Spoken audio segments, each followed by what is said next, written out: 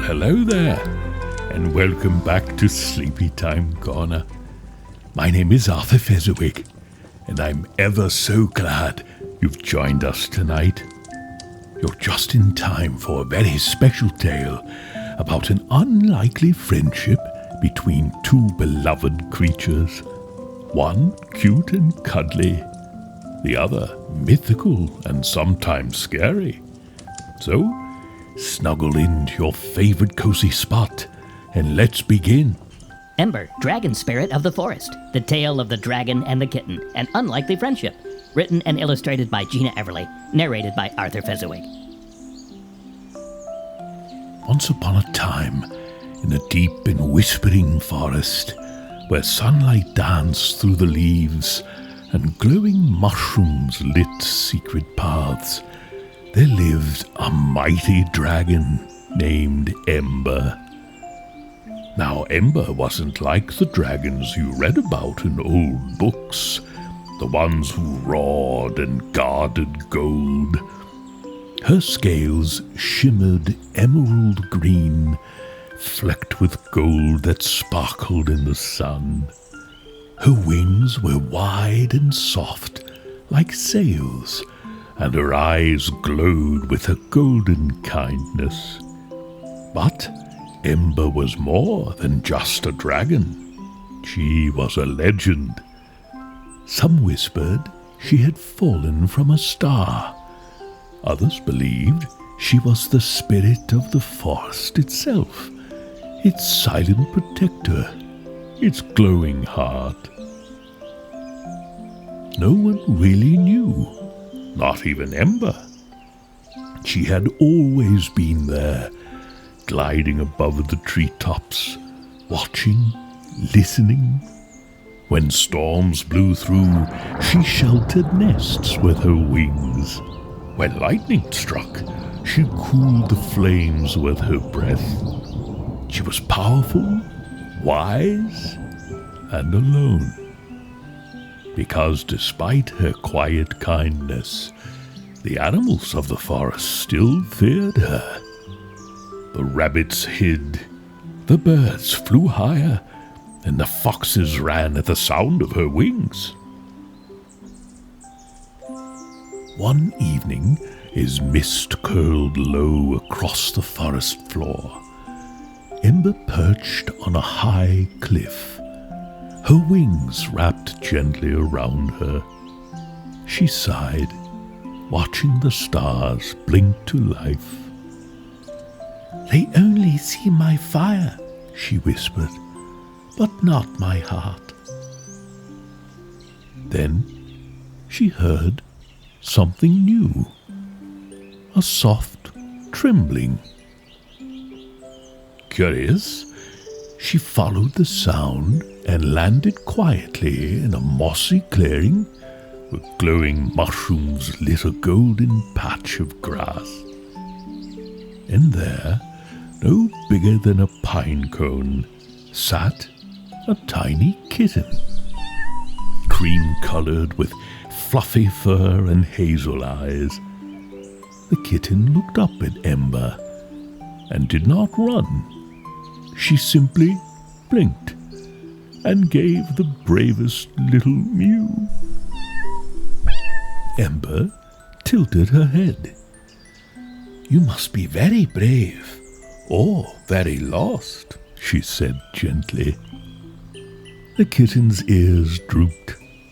"I'm Luna," she whispered. "I was chasing a butterfly and wandered too far. I live in a cottage near the edge of the forest, but now I don't know the way back." Ember's golden eyes softened. "Well then, Luna," she said kindly, "climb up. Let's find where you belong." After a while, Ember landed in a quiet clearing to sniff the air and listen more closely for signs of Luna's home. The ground was still warm, and the glowing mushrooms lit their way as they continued the rest of their journey on foot. They crossed quiet brooks and passed under arching vines. Ember carefully nudged away fallen logs and curled a wing to shield Luna from the chilly breezes. As they journeyed deeper into the woods, something rustled in the underbrush. 2 sly foxes crept from the shadows, their eyes glinting and hungry.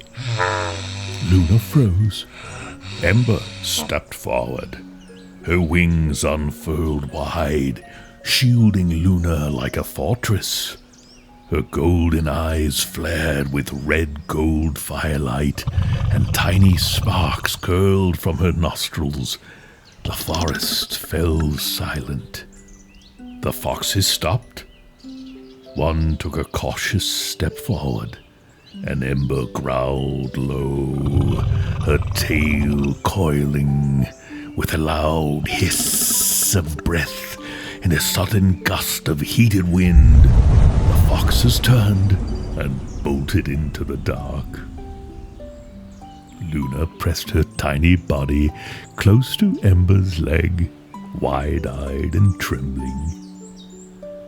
"You're safe now," Ember said gently, her eyes softening again. "No one will hurt you while I'm here." They continued on, and as the stars blinked brighter above, Luna finally asked, "What about you? Where do you live?" Ember thought for a moment. "Nowhere, really. I drift. I listen. I protect. That is enough." Night fell gently around them, and stars peeked through the treetops. Ember paused and sniffed the air. "Pine needles, daisies, fresh bread. We're close." They followed the scent to a tiny cottage with a crooked chimney and a garden full of daisies. At the gate stood a little girl, eyes wide with worry. She had been calling through the trees again and again. "Luna, Luna, where are you?" Luna perked up. "That's my Nora." Ember lowered her wings, and Luna leapt to the ground, running into the girl's arms with joyful meows and happy purrs. Nora scooped her up. "You came back to me," she whispered through tears. "I thought I'd lost you forever." Then she looked up and saw Ember. The dragon stood quietly at the forest edge, bathed in moonlight. But Nora didn't scream. She didn't run. She took one brave step forward and smiled. "You're not scary," she said. "You're beautiful. Thank you."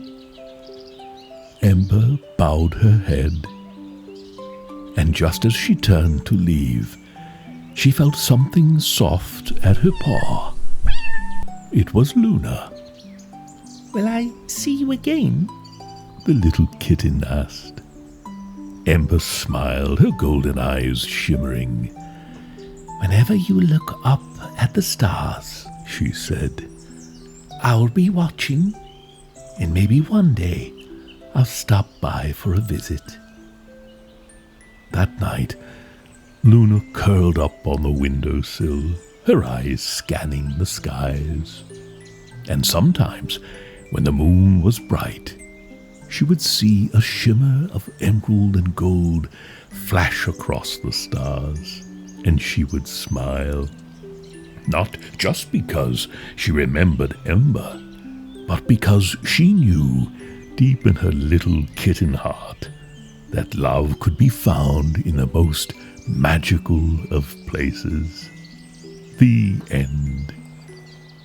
And so, my friends, sometimes the most unexpected friendships are the ones that change us forever.